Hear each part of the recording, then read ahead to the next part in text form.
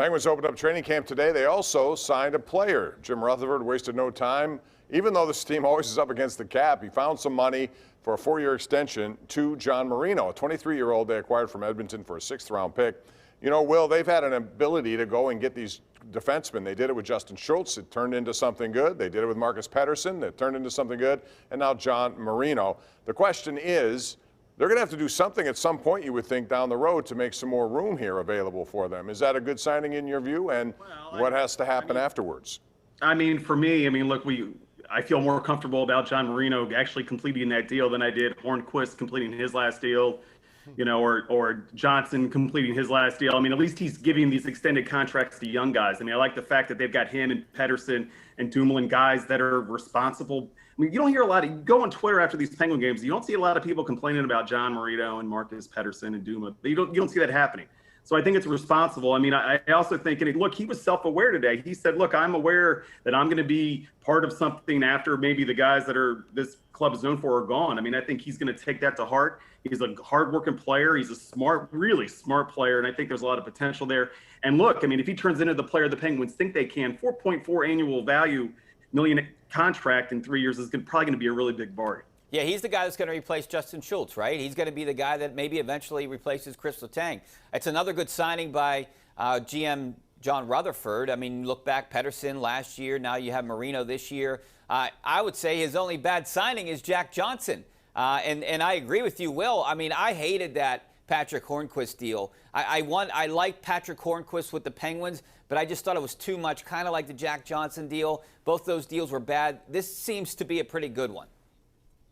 And I like the fact that it's sort of a crossing over into that next next era for the Penguins. That's what they really need to start to do.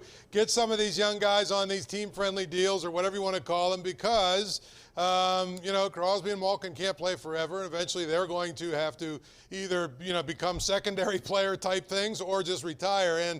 And so if you have a good team in place of a lot of good, young, solid players around them, then you don't have to go through that really long, you know, wintry, dark rebuilding situation that some teams have to do, you know, once their stars or the guys that have carried them for a long time retire or whatever. So to me, these are the kind of signings that they should be really trying to focus on. Yeah, he's a good one. 23 years old, too, with a lot of upside. And that's a good price, as Will said. All right, we have about a minute. Go around the horn. Rich, start with you. Now, they got 56-game season coming up. Kasperi Kapanen has some problems with immigration. He may not be here for the opener. What do you think of this team? Strengths and weaknesses, and how will they fare? Well, that's definitely going to be a weakness. See, I mean, he's not going to have time to develop a rapport with Sidney Crosby in the top line. You know, training camp, and Mike Sullivan said it the other day, is about trying to figure out their line combinations and their defensive pairings. I like this team on paper, but what concerns me a little bit, I don't know if they're young enough to get through this sprint right now. I think they're going to make the postseason. And once you get in the postseason, you got Sidney Crosby and Evgeny Malkin. Those guys can take over games. I still think it's a really good team, but I don't know if it's one of the top Stanley Cup contenders. Well, I think there's 56 games. Basically, 56 games means if you have an injury to Crosby or an injury to Malkin that takes them out for 10 or 12 games, that's a huge chunk of the season. I think it's a good team. I think they'll compete for a playoff spot. They're not a Stanley Cup team anymore. They might be able to get into the playoffs, and that's about it. I mean, I think let's remember the last time in the 48-game season, what was that, 13, right? I mean, I think that they finished with what, the second best record in the conference. They made it to the conference finals. That's the year they went all in and got Iginla and whatever. I mean, I don't think they're going to do that, but I think I'll go the other side of that coin. I'd say 56 games means less chances that those guys get hurt. You know, if you take a quarter of the schedule out, there's less opportunities for them to actually get banged up. So I think they're going to be solid. I think a lot of it depends on Jari. I mean, look, that's who they put their chips on. There isn't really a lot of, you know, I don't see a lot of depth on the bottom six.